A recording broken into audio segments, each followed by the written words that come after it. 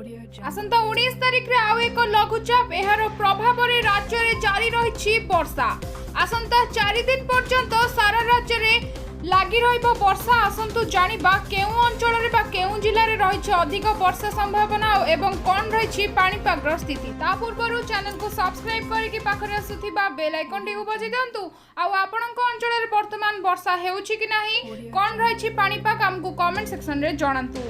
आसंता 24 घंटा जाए राज्यर आभ्यंतरीण जिला समेत उपकूल जिलार बहु अंचल रे हालुकारू मध्यम धरणर वर्षा हेबो।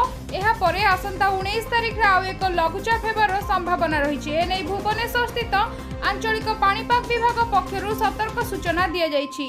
पाणीपाग विशेषज्ञ अजय कुमार नायक कहिसंती नुआपड़ा, बरगढ़, बलांगीर, झारसुगुड़ा, संबलपुर और सुंदरगढ़ जिलार गोटे दुईटी स्थान रे प्रबल वर्षा हेबो। एहा सहित मत्स्यजीवी मानकु एही समय रे 19 तारिख पर्यंत समुद्र भीतर को जीवाकु बारण करा जाइछि एवं राज्य रे वर्षा सह 45 रु 55 किलोमीटर पवन बहिबार मध्य संभावना रहिछि।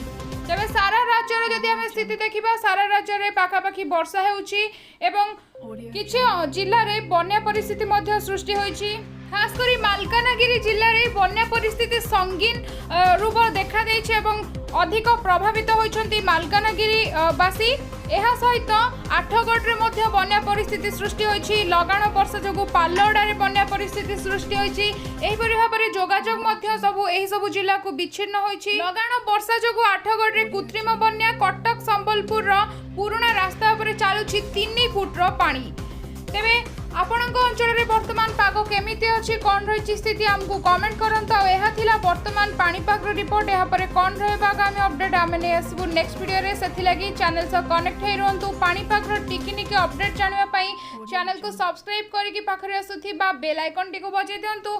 वीडियो टी को लाइक कमेंट से निश्चित करंतु। से पर्यंत मु रहिली नमस्कार।